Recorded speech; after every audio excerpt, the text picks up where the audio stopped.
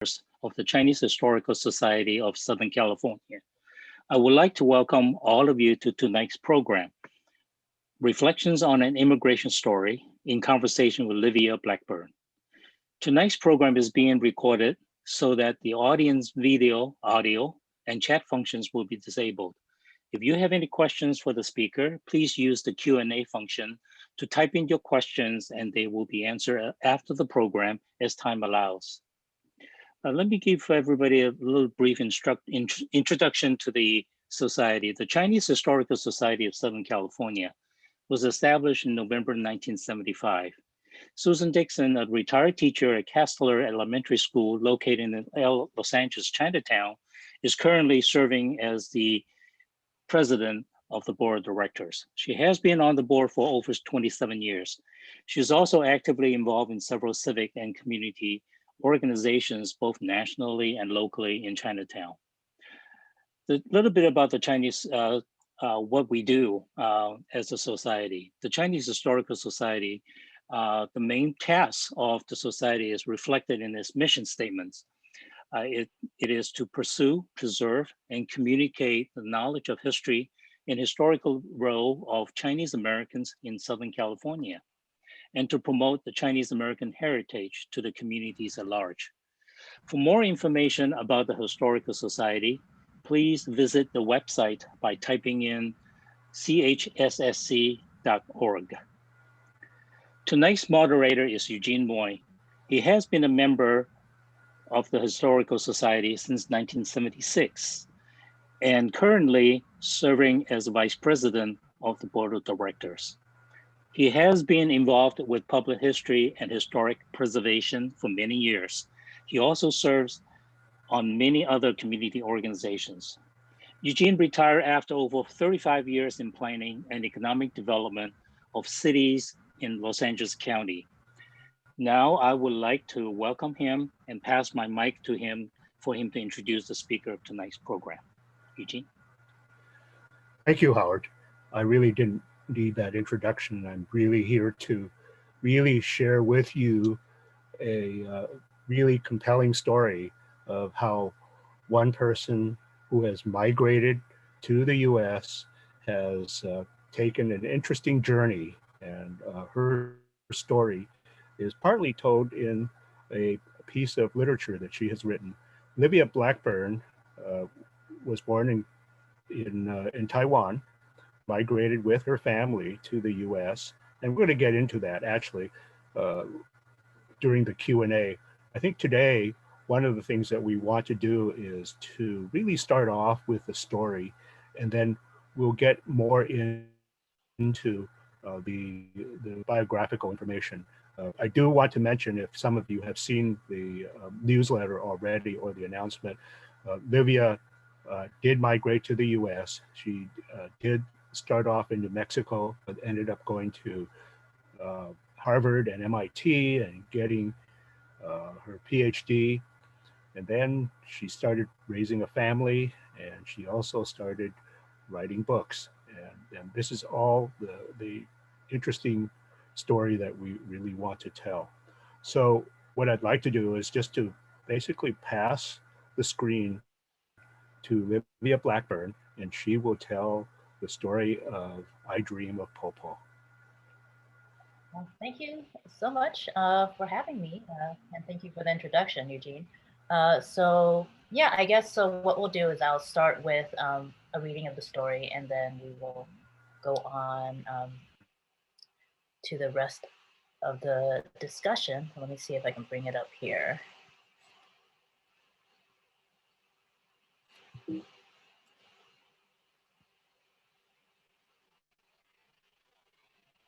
So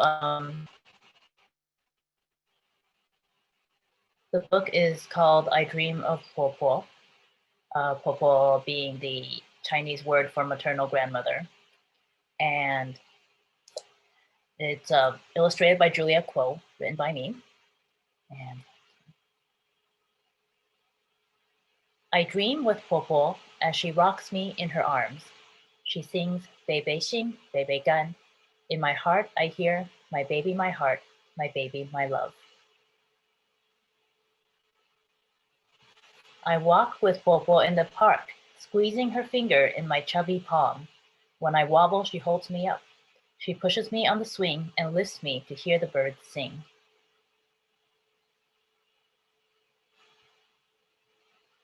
I bow to Popo on New Year's Day. She asks if I've been good and gives me a red envelope. Then she fries up crispy, gooey, sweet New Year's cakes, so hot they almost burn my tongue.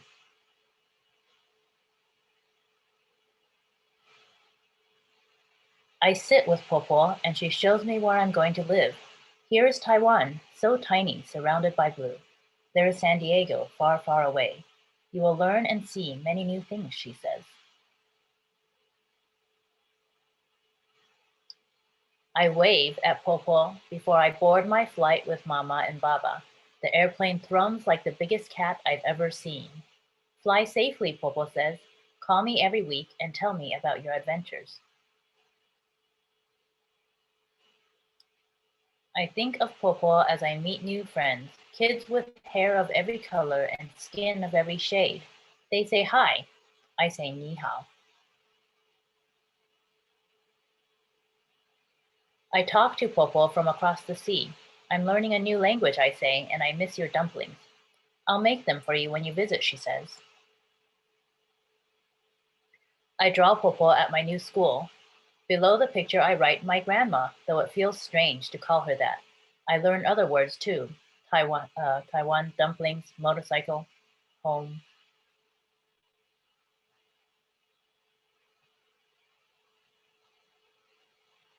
I hug Popo when I come back to visit. Now ni hao is what feels strange in my mouth. Other words, too, are hard to catch, like fish in a deep well. I ask Mama why I can't talk to Popo like before. You can still hug her as tight as before, she says. I do. Popo hugs me even tighter. I eat with Popo in her house, surrounded by the fragrance of guihua blossoms. She cooks my favorite dumplings, dipped in soy sauce and sesame oil. Her house looks smaller than I remember, but everything smells the same. Popo looks smaller too. Her hair is more white. When I board the plane again, Popo packs me dumplings to eat on the way. I pray for Popo when we hear she is sick. I sing to her as she lies in bed, frail under heavy blankets. I wish I could reach across the ocean and hold her up. She whispers to me in a voice soft as birdsong, Bebe Xing, my baby, my heart.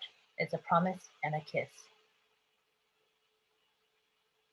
I dream of Popo coming to me while I sleep. I say, ni hao. She says hello. I say, wo ai ni. She says, I love you too. A breeze brushes my face, rich with the scent of guihua. I tell Popo about my adventures, and she smiles.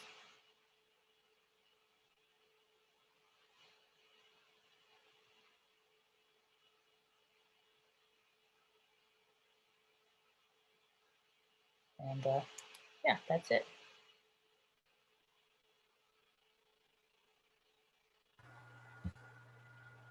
Well, thank you, Vivian. This is a great little story, and I really like the illustrations. Maybe we can get into that a little bit, but you know, this sounds very autobiographical. Maybe you can start off by telling a little bit about your family's journeys. Yeah, it depends on how far do we want to, how far back do we go? Well, we have lots of time, and I think that there will be many questions from the audience too. So, I think what we want to do is to share the life of experience of one segment of our population. We talk a lot about Asian American, Chinese American history, but I think that maybe in the last few decades, we've had an increasing and more diverse population among us, due Chinese Americans, and maybe you can talk a little bit about your family's experience. Right. Yeah, so there's been quite a bit of migration in my family's past, at least as far as I'm familiar with. I only know my family history back a few generations. My grandparents on both sides were from China, and they were in the Kuomintang army, all of them. And so during the Chinese Civil War, they fled to Taiwan. So left a lot of family there. I actually, my maternal grandmother, she left 2 daughters in Taiwan and then had my mother. No, sorry, she left 2 daughters in China and then had my mother in Taiwan. My parents grew up in Taiwan, and I was born in Taiwan. And I lived there until I was 5, and from there we moved to Albuquerque, me, my parents, and my grandparents stayed back in Taiwan. And so this story is about my own experience. It's been fictionalized, but it's based a lot on my own relationship with my grandmother, especially the part about, moving cultures, getting into a different language. In the book, there's a lot about how the girl no longer speaks Chinese as well as she used to. And that is actually very personal because, I had a harder time communicating with my grandparents after I had been in the States for a while. And after they passed away, after my my own Popo passed away, I would dream about having long conversations with her in English, which was something we weren't able to do when she was alive. And so that was kind of the spark for the book. That was the idea of a girl speaking to her Chinese grandmother in English. So let's back up a little bit. Why did your parents decide to come to America? So my father had business associates in the US. So he was in importing in the ceiling fan lighting industry. And so he had a company in Taiwan. And so through there, he kind of networked with people here. And he had the opportunity to work for someone he knew in Albuquerque, New Mexico. And I think they came just, for better opportunities. They thought it would be a better environment to raise me in as well. And so he came here and after a few years started his own business. So how old were you when you came? I was 5. You were 5. Did you know any English?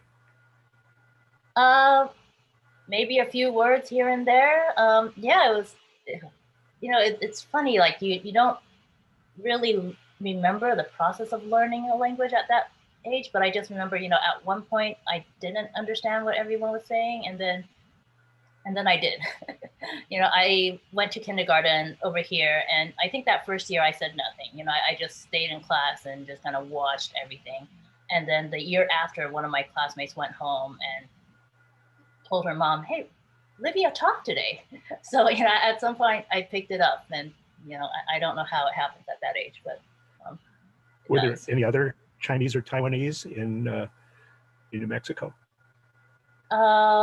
There were a few. There is a national lab in Albuquerque, so a lot of Chinese people came to Albuquerque for that. But as far as my school went, there weren't that many. Maybe 1 or 2 every year in every grade. I think I was the only Chinese American student in my high school class and middle school. So was there a Chinese school to go to? There was, but there was a Chinese school. I think I went a few times and then stopped going. I guess my parents didn't try super hard to make me go. And I did attempt to learn Chinese. I had my little my readers from Taiwan. So I tried to learn as an elementary school student. But it's like every summer you take the books out and you learn, and then you forget them again, and then in college when I got older, I thought I would learn again, and so I took it in college and got a little better, and then graduated and forgot everything again. So it's actually been now that I have my daughter who is 4 years old right now, it's kind of my 3rd iteration of trying to get better at Chinese again, because I'm trying to teach her. And so now I'm downloading all these Chinese language learning apps and trying to learn. And it's a bit easier this time because of technology. So, there's smartphone apps, there's Siri that translates. And so I've been doing a lot of that. So was your mother sort of like a tiger mom at all? It sounded like she sort of let you find your own space. So I mean, they definitely had high standards as far as academics. So both my parents did very well in school. So they were always ranked #1 in their class. And they went to National Taiwan University, which was pretty competitive to get into. So I kind of grew up with stories of my parents being #1 in the class. And it was kind of just expected that, I would also work really hard and do well. And I was pretty self-motivated, so I never really tested what it was like if I had done badly, what their reaction would have been. But it was just kind of they didn't chain me to my desk, but it was just more like an expectation. But you did well enough in school to get into an Ivy League school? Yeah, I was fortunate, and also being from New Mexico, it's slightly less competitive than it would be from California. So you managed to get into. Tell us more about where you went to college. Yeah, so I graduated from high school, went to Harvard to study biochemistry, and growing up, I liked writing and I liked science, but being kind of a sensible Asian child and having sensible Asian parents, I kind of moved towards the science path instead. So I majored in biochemistry in college and decided I didn't like biochemistry too much, so switched to neuroscience for graduate school. And during that time, I was focused completely on science. I was too busy to write or read or pretty much anything. But then, graduate school is pretty intense, and my research wasn't going incredibly well, and so yeah, I was kind of looking for a distraction. And my third year at MIT, I was taking a class at Harvard Medical School, and it was in the winter. I was on the bus. Sorry, I was at the bus station waiting for the bus. It was super cold, so I went into the Harvard bookstore in order to stay warm. And there was display there of a popular young adult series about a girl and her vampire boyfriend. You might recognize it. And so I picked it up and started reading. And I just remembered how much I loved writing. And so I thought, maybe I'll just start writing again. And I took a novel that I had written in high school and kind of reworked it. That actually turned out to be my debut novel, Midnight Thief. And, it turned out to be more successful than my graduate school research. So after I got my PhD, I didn't look for a postdoc and just went full-time writing. You sound like such a simple, matter-of-fact achievement. I just got my PhD, but was it pretty competitive? Were there other Taiwanese fellow students that you interacted with? What was your relationship with, who were some of your best friends? Where did you feel like you were Chinese American, Taiwanese American? What was going through your head at that time? Right. Well, that's a really good question because I feel like, my identity kind of shifted a lot as I was growing up. I'll go back to high school then, being in Albuquerque, I knew I was Chinese. I didn't hang out with too many Chinese friends or anything. Actually, at times I almost forgot I was Chinese. I had a lot of, Caucasian friends, Latino friends. I remember I had a conversation once with my parents where I was talking about, we were talking about one of my friends who was Hispanic, and I said something like, I don't think he feels very comfortable around us white people. At which point, my parents kind of give me this look. We're not white people. And so, that was in high school because, just, I was hardly ever around Chinese people. And then I'd say the time when I kind of felt most Asian American and most Chinese was in college, because then all of a sudden I was in a place where 25% of the student population was Asian, and just naturally gravitated towards having more Asian friends. not out of any conscious decision, but I think, looking for new friends, I just hung out with people who I look like. And so there I started hanging out with mostly all Asian Americans, Korean Americans, Chinese Americans, people who have been here for generations, people who have just moved over. And then going to graduate school, my circle kind of widened again. So psychology isn't as heavily Asian as some of the other disciplines. And so I interacted with people. It was a very international crowd, people from here, from Europe, from Africa. So that was actually really eye-opening as well, really broadened my horizon. As for whether I identify as like Asian American, Chinese American, Taiwanese American, that's another like big discussion over there. I would say primarily I identify as Chinese American, and we could kind of go down that rabbit hole if you want to. I think I feel like culturally I feel Taiwanese, but sometimes I don't feel like completely Taiwanese because I don't speak that dialect, and I don't have that same cultural background as people who have been in Taiwan for hundreds of years. And at the same time, I'm also very American too. So there's a lot of factors going in there. There have been a couple of questions in the Q&A that I think you've already partially answered here. Sanam asked, how is your acculturation experience as a child? And then how did that, your communications with your parents, with traditional Chinese values, did that change as time passed?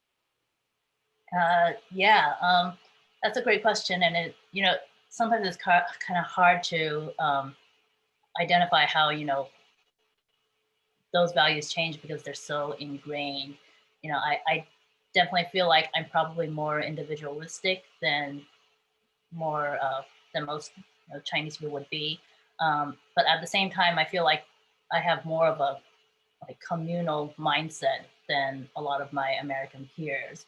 Just an example, growing up, for example, there was in sixth grade, we had a discussion. The whole class watched the movie My Little Mermaid. I'm not quite sure why. And then we started talking about the values that were illustrated there. And I was sitting there in the discussion, my classmates, so I was thinking, there's this girl here who is selfish and disobeys her parents and she gets rewarded for it. That was my impression of that story. But then, I kind of waited. At that point, I didn't really speak up during class, but I was waiting for other people to, have the same opinion as me. But my American classmates, most of them were saying, oh, it's about finding your dreams, being true to yourself. They all saw it in a very positive way. And so I kind of tucked that in my head, and kind of forgot about it. Fast forward, 7-10 years, I'm at Harvard, hanging out with a crowd of Asian Americans. The movie comes up again in conversation, and one person goes, yeah, that movie is basically about this really selfish girl disobeying her parents and being rewarded for it. And everybody in the room kind of nods, yeah. And then the conversation just moves on because it seems so obvious for everyone.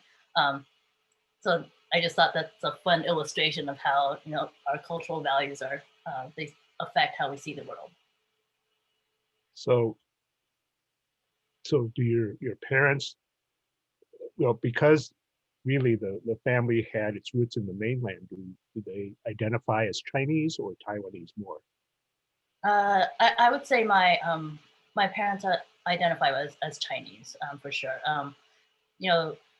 It's interesting because they grew up in Taiwan. They've spent maybe, all of us, we spent maybe, at most a month, several months in China.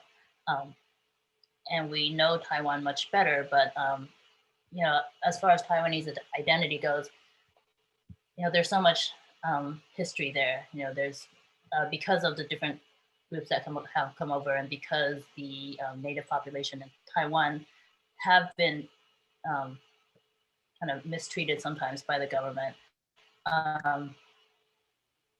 Yeah, so I think Taiwanese and Chinese identity is a tricky issue. Yeah, well, Taiwan, as you and others know, was a colony of some of the Western colonial powers, and also of Japan, or the Netherlands or others. So, so it's gone through some shifts direction here. So let me go back to let's see. After your well, how did your interest in neuroscience, what brought you into that field of study, and do you still feel that it's part of your approach to the world? Yeah, so How does that impact your writing? So there's a story about a man who was in love with a woman, and so he wrote a letter to her every day, for a year. And in the end, the woman ended up falling in love with the mailman. And I kind of use that as an analogy of how I got into neuroscience, because I was incredibly studious growing up. I was always trying to learn, and after a while, after years and years of learning, I started being interested in the process of learning itself and the process of how the brain works. And so, in that case, that sense, I was kind of seduced by the mailman, and I started being interested in the brain instead. And so, as far as how it affects my writing now, I think it does a lot. So, there's a lot of kind of sociology, psychology that makes its way into my books. My insight into how cultures work, how people think. It was really helpful for my fantasy novels, where I'm making entire societies from scratch and making cultures and such. My novel Rosemark was about memory loss, so that was very heavily influenced by what I know about memory. It's just kind of things that pop in and make its way into my stories. Well, okay, I, I'm I have all sorts of questions. I'm jumping all over the place, but there are a lot of questions out here, so I want to share a couple more of these because I think we can circle back to some of the others. But then when I ask, did your parents speak to you in Chinese, or did they mostly speak to you in English? They spoke to me mostly in Chinese, and they still do. And they also spoke to each other in Taiwanese when they were trying to tell each other things that they didn't want me to know. So that Taiwanese was their secret language, and then Mandarin was what they spoke to me. Well, it seems like there's this definite awareness of the Taiwanese identity. In fact, so much so that this past year in the national census, there was actually a box you could check so that you could self-identify as Taiwanese, as against just Chinese, or maybe as against Chinese. Maybe some people feel that it's a different identity. So I'm assuming that you might have checked. Did your family fill out that census form and they identify themselves as Taiwanese? I actually don't remember. I think I probably checked Chinese, probably because I didn't think to look for the Taiwanese. Like, I don't think it didn't even register. I think, yeah, I probably would have put Taiwanese for the census if I had noticed it, just because culturally I'm so much closer to Taiwanese than I am to mainland. But I actually don't remember what I put on the census.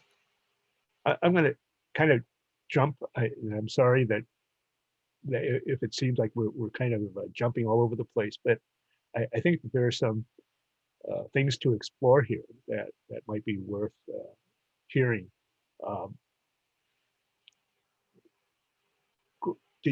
Did you or your parents experience any discrimination as, what do you, or do you feel that there is discrimination against Chinese Americans? Or are there, is there pressure or expectations, on all sides? What are your thoughts on that? So I've been looking at that. I can't remember experiencing too much overt discrimination. There's, definitely think it's there, and especially in like this kind of era now, with the coronavirus. You hear about the hate crimes. That's really scary. None of it has affected me. I haven't been affected personally by it, other than kind of feeling nervous about going outside or going to public places or so forth. There's the there's the implicit biases about Asians that I'm sure has affected me and my parents. Just the expectation of the stereotype of Asians as acting a certain way. Certainly, taxi drivers that start, I get in the car and they start telling me about their Chinese girlfriends, or, the whole Asian woman fetish. I've definitely encountered that. Racism is kind of, it's, there's the overt kind, and then there's the kind that's kind of harder to see and maybe harder to prove. Let's go back to some of the more fun things. You've made some trips back to Taiwan, and you've visited family there. What do you like most about Taiwan? What is share your memories, your fondest memories? Well, the food, like hands down. The xiaolongbao and the street food, and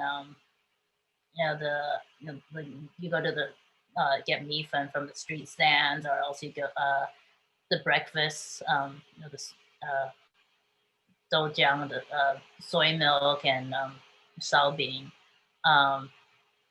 Sometimes it doesn't always agree with my American stomach now, but totally worth it. And other than that, I didn't do much sightseeing in Taiwan in my earlier years, but now that nowadays when we go back, we have traveled around a lot more, and it's just it's really beautiful. It's so beautiful. I feel like there's a lot of places there that it's it's scenery on an international level. It's such a small island, but it's got some really it's got a lot of gems. What city or town did your family live in? Taipei. So you were in the middle of the city with what? Traffic? Oh yeah. Trains and noise. And I don't miss that. Definitely don't miss that. And don't miss the heat and the humidity. And your Popo lived with you there? Well, when I lived in Taiwan, my Popo passed away, a long time ago.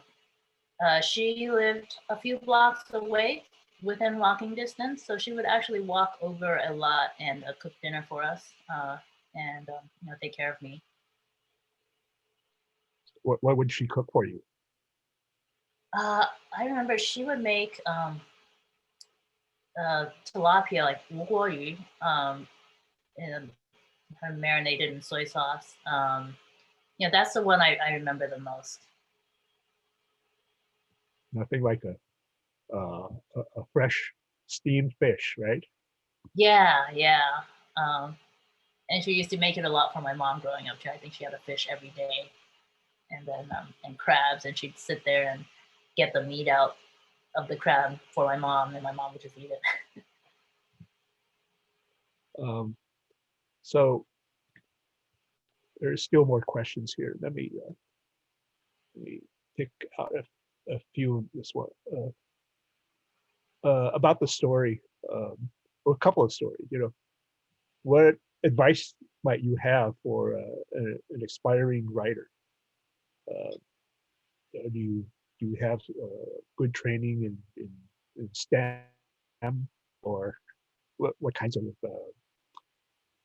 things would you recommend that one explore? Are there workshops, or do you go out and start watercolors, or what kinds of things that get the creative juices going? Right. Yeah. So, with writing, it's one of those occupations where just the doing matters much more than, say, like the degree or something. Not like, being a lawyer, you have to have a law degree. Writing, it's just about doing. So that's probably the most important thing. Just start writing and get feedback on your writing, which I usually recommend meeting up with people who are about your level that you trust, to critique each other's stories. And it has to be people with similar tastes to you, people who write in the same genre as you. It might take a few tries to find people who you really mesh with, that give you that right combination of encouragement and constructive feedback. But that's pretty much the most important. It's just, to be a writer, you just have to keep writing. And classes, they help some people, they don't help some other people. Like I tend to be, I like to read craft books instead of going to workshops. I find them to be a lot cheaper, and they're better at holding my attention span. But really, I have other friends who like to go on retreats or like to go to workshops. So it really, that's more individualistic. But the universal thing is just to write. Just keep writing, get feedback, and then do it again. And by the way, you're in Southern California now, right? I am. Okay. Yeah. So there's probably no shortage of workshops and creative people to be around. Oh, yeah. Yeah. A question from Nancy, though. She would love to know the genres and titles of your other publications. Yeah, thank you for asking. So I Dream of Popo is actually kind of unique for me, my first and only picture book. My other 4 books are young adult novels. My personal favorite of those is Rose Marked, and you can find it under my name, if you look me up in Amazon. My next book coming out is in November. That is actually a book I'm doing with Disney about Mulan, the princess. And that is a reimagining where Mulan becomes an empress and what happens after that. Do you feel that your how did your psychology or neuroscience training help shape your writing, and then also as compared to your Taiwanese family background, what how much does family go into your stories? Let's see. So I've kind of mentioned how the neuroscience informs, my knowledge of cultures and the memory loss from my previous book. Another way that the neuroscience education helped me was it helped me to be really analytic. And so in my early days as a writer, what I did a lot, and actually this was probably one of the most helpful things I did, was to read a lot of books, and I would just really analyze the books and find out, how they did what they did, what I liked about it, and how they wrote it so that I liked it. And for a while, I was blogging on this. The blog is actually still up. I think it's blog.liviablackburne.com. A brain scientist's take on writing. I don't update it anymore, but in the archives, I wrote all these articles, kind of just really analyzing the books that I love to get the techniques that they were using. As far as family goes, I mean, I think the biggest influence that my family has given me my writing is that, they support me while I'm doing it, which is, watching my daughter. My mom watched my daughter for that entire first year when I was under contract, turning in a novel. I had a draft of Umber Touched, my latest novel, due when my daughter was 5 months old. And, that book, I think I have no memory of writing that book. It was just all done in some kind of haze. But, as far as, concrete influence, that, a supportive family is huge, just, my husband picking up the slack. And, So, that's a very, practical thing, but it's incredibly important. As far as, maybe kind of other influences, the values they taught me, and, a lot of my books do have themes of family. Midnight Thief has, an idea of found family, the relationships that the characters have with each other.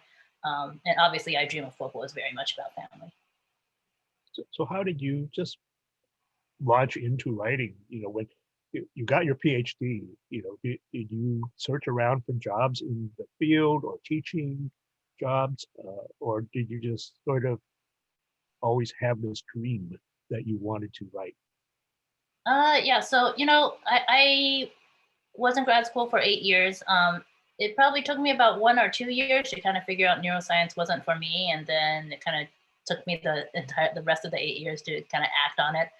So it was a very gradual process, and I started writing in my third year of graduate school, and it just turned out that I sold the book maybe the year before I graduated, my first book.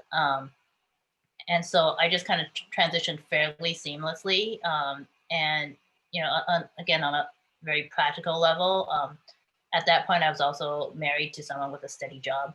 So if we talk about being an artist, that's another factor that helps a lot, that allowed me to kind of take that leap and not have to worry about finances when I'm making that transition. Is I Dream of Popo going to ever be in Chinese? Will there be a Chinese edition? We very much. By the way, so. I guess you also have a artist and a representative from the publisher who also is Taiwanese that you've been working with. You might comment on that and how it felt to be working with a kind of a crew that has a shared background. Right. Yeah. So yeah, quickly regarding the Chinese edition. So the way it works is my publisher doesn't publish in Chinese, but what they usually do is they license the translation rights to foreign publishers. So right now we are shopping the complex Chinese rights, traditional characters basically, to publishers in Taiwan. The hope is that one of them will pick it up and translate it and license it. Really, fingers crossed for that. I'd really love for that to happen. Yeah, and then you mentioned, thank you for bringing that up. So yeah, so the illustrator, Julia Kuo, is Taiwanese American, and she spends about a month. So she was born here. She moved back to Taiwan for a while, and then moved back here, and she now spends about a month of every year in Taiwan. So I really love that she was writing it, because I don't know if you guys noticed while I was flipping through the book, but there's just so many really, Taiwanese Chinese details in there, just from like the wall calendar and the slippers, and there's a big datong rice cooker, and yeah, so it's just so many little things that you really need to be Taiwanese, that you really need to have been to Taiwan to know. And it's been a lot of fun just seeing people who are from Taiwan. They flip open the book and they're like, oh yeah, I know this, I know this, I know this, which has been really great. And also my editor, the one who bought the book, she is also Taiwanese American. And that was really great as well, because I think because we were all from the same background, we were just all on the same wavelength. We didn't have to explain much. We all knew what everything meant. We all recognized, what was in that kitchen, or that big sack of rice. And, Connie, she guided us in writing our author's notes in the back about our own stories. And she kind of just had this instinctive idea of, what was important, what we wanted to tell. We all had the same story in some sense. Do you think any of your work will help your daughter learn Chinese?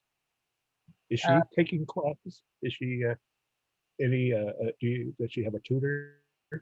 So right now, the tutor is me and my mom. So I do my best to speak Chinese to her. My mom does her best too, and so now she's at the point where she understands most of what we say to her in Chinese. She's already speaking mostly in English. Her father speaks English too, so it's kind of hard to keep the Chinese. But she's watching the Chinese cartoons. hoping to enroll her in Chinese school, although I wasn't very good about it, so we'll see. Yeah, but hoping that she'll hang on to at least enough of it that she'll be able to pick it up if she wants, like as an adult, if she wants to like work on it. Yeah. When I see a story, and by the way, I have a copy of the book, and for the audience, this book is available through a local bookstore. Once Upon a Time is the name of the bookstore. It's in Montrose, which is at the north end of Glendale. And actually, when I went onto the website to order the book, I learned that that actually is the oldest children's bookstore in America. Right in our own region. Didn't even know that. And that was a bookstore that my wife and I used to go to buy books for our son.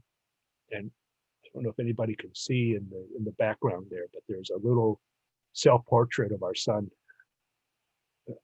in the back. But so that's really been one of our favorite bookstores to go to. So much for the commercial, but it's just nice that a local small business is trying to make it and survive during the current pandemic. So I recommend that really to go to the Once Upon a Time website and order a copy of Livia's book. Yeah, So just to expand on that, so yeah, so it's available through all the retailers, all the like right, you can go to Amazon. Amazon, Barnes and Noble, etc. Once Upon a Time has signed copies of that. I'm not sure if they still have them, but that's the only place to get signed copies at the moment. And let me see, I'm trying to see if there are any more questions. I had a host of them, but I think we've been covering a lot of it. So anyway, Chinese New Year is coming up, and we're going on about 50 minutes right now. I'm actually amazed. This conversation has really been really interesting, and we've covered a lot of ground. One of the things that we're kind of increasingly aware of is this growing diversity in our population, and recognition that Chinese can mean many things, and that you could be more Mongolian, you could be Shanghainese, you could be Cantonese, you could be Taiwanese. So there are all dimensions of this Chinese Taiwanese identity, and I think one thread that kind of at least rang through this book, that there's really a focus on the family. Really, is that a theme that sort of infuses your creative work? When you write. Also, one thought before that question, piggybacking off your thought about different types of Chinese, different types of Taiwanese identity, we actually saw that in our own book too, because I am kind of Taiwanese, where my grandparents came from mainland. Julia, her family was in Taiwan for much longer, and so even within the book, so I called my grandma Popo.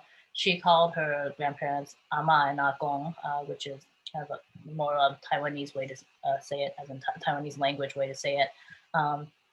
Yeah, so it was really like, our parents have different political views about how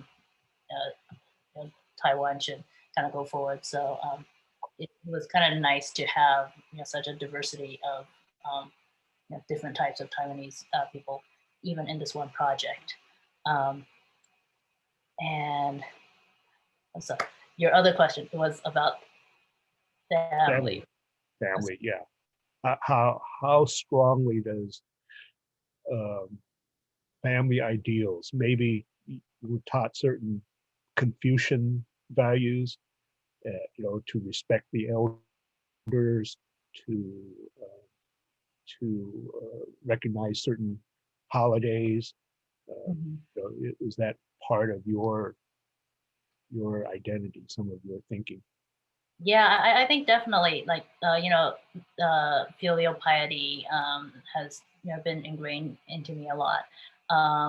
Actually, that kind of that's come into play a lot in actually my next book, the book about Mulan.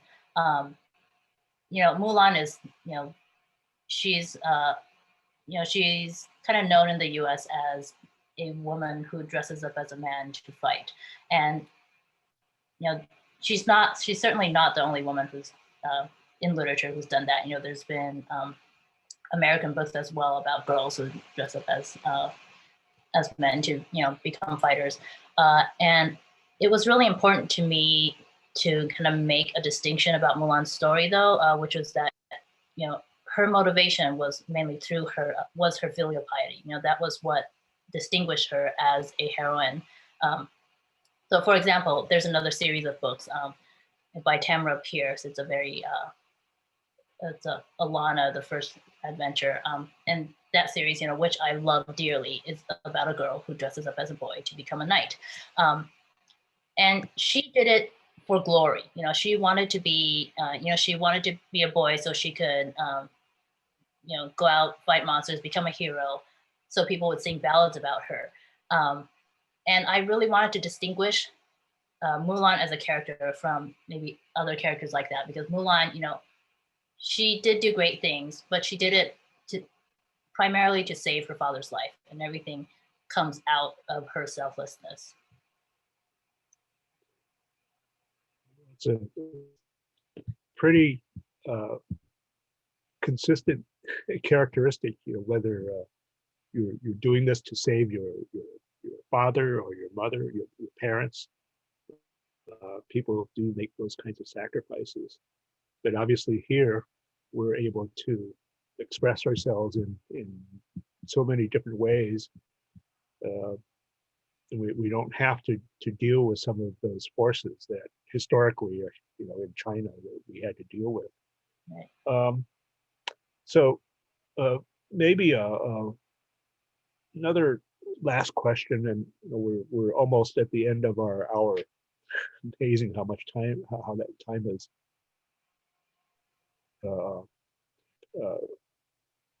flown by. But so at this point, how do you stay connected with your Chinese heritage, or Taiwanese heritage? Where do you what do you self-identify? I asked the question earlier about how the U.S. Census has that box to check. If you were to look at that question again, do you feel strongly about one or the other? I think the best answer to that is I identify with as both. Some people strongly as one or the other, but I'm Chinese in that I feel a connection to that 3,000 year history, culture. I am Taiwanese in that my parents were born in Taiwan. I grew up in Taiwan, and as far as a specific Asian culture that I identify with Taiwan. I speak Mandarin with a Taiwan accent. So for me, it's both. It's not either or. And So how I kept up with my identity. I think a lot in terms of language. I'm doing my best now to learn the language. Spending time with my family, hoping to go back to Taiwan more once this whole thing, blows over. And just, mostly with the people, being connected with people. Yeah. Well, we're kind of nearing the end of our hour, and I've enjoyed this little chat with you, and actually for the audience, I actually had a great chat with Livia before, so I think that one of the reasons why we decided to have a presentation in this format today was to really uh, uh, dive into really what goes into the personality who survives or who succeeds in society today. And I didn't myself. An LA native. I didn't travel 8,000 miles to another place and find success. So I have to give you credit and your family credit for being able to make it on both sides of the Pacific. Uh, and it's just a lot of nice insight into how you were able to respond to the new environment and to the early challenges. And I'm sure some people will have some more questions. You mentioned earlier that you do have a website that perhaps people can ask questions. So Right. maybe you can share that. Yeah, I do. And I realize now I'm listed here as Livia King. Livia Blackburne, it would be the best way to find me. Oh yeah, that's too bad I'm written. Yeah, So Livia people Blackburne. can just do a search and for Livia Blackburne. Yeah, Livia Blackburne. Oh, look at that. It just turned into Livia Blackburne. Yeah, so liviablackburn.com is my website. And I'm also on Twitter, Instagram, Facebook. If you go to my website, it links to all my social media as well. You can follow me there. Okay. Well, this is fantastic. I'm no Larry King. I'm not that good at interviewing, but I think the topic, the subject really, and you really make all of this really interesting to me anyway, and to many others, as there were just dozens of questions online. And every time I look up, there's another 10 questions on Q&A, and we're not going to be able to get to them all. But I really appreciate your sharing your time and your creative work with us, and also sharing what's in your mind. And I think that's really very important for all of us today, in trying to understand how things work. So thank you very much. And Yeah, thank hopefully you so much. we'll have more conversations in the future. And now I ask the host to turn it to me and to our membership chair, because we have some closing comments. I actually need to share my screen with you uh, for some upcoming programs, first of all. Um, and by the way, I happen to be program chair. I'm not doing that great of a job at it, but I want you to uh, see what we have coming up. We've been um, doing our monthly programs, but we've also been co-sponsoring with some of our fellow organizations, some of the many interesting presentations that is that are available out there. Um, so let me see how I can share my screen. I hope I'm sharing my screen properly, Felicia. And oh, I'm sorry.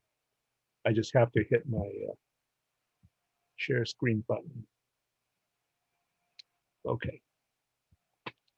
Anyway, so next week, Monday and Tuesday, we have two programs, two interesting programs, one sponsored by one hosted China Society of Southern California, where there will be a discussion about the I Ching and how working with uh, classical magical symbols in ancient China uh, could help with determining the future, or help in looking into the future. And then On Tuesday, it will be a program hosted by the Chinese American Museum.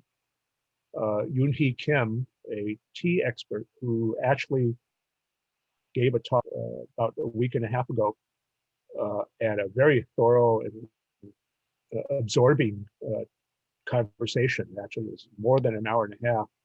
Actually, had much more to talk about specifically Korean tea culture. So next Tuesday, you'll have a chance to see that. The Historical Society will also have a program on the first Wednesday in March, but that will be coming up. First, let me share the announcement from the China Society of Southern California. And as I mentioned, there'll be an interesting discussion about the I Ching. The China Society has a website, and the address is at the bottom of your screen there. And then the next day would be the Friends of the Museum talk, and Yoon-hee Kim will be giving her insights into Korean tea culture. And also, as always, we are offering programs like today's for free, but we do actually pay webinar fees. We pay for our website. We have other expenses, but let me allow Cindy Young, our membership chair, to share a little bit about what membership means. Cindy, you can unmute yourself. I am. Thank you very much. A very short commercial. You see on the screen various things that the Society has been doing for over 30 years. We would appreciate your membership. We appreciate any donation you can make, because we hope to keep the vitality ongoing, and we need your support.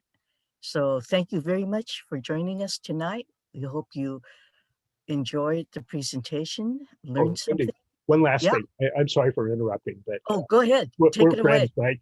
right? But I do want to comment that next month or next week Oh, will be yes, Chinese New Year.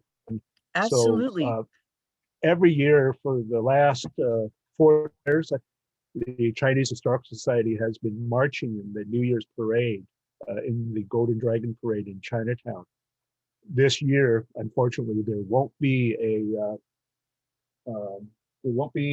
parade, but hopefully some of you will be sharing your heritage and with others, and follow through with our tradition of giving red envelopes to children, or maybe to your elders too.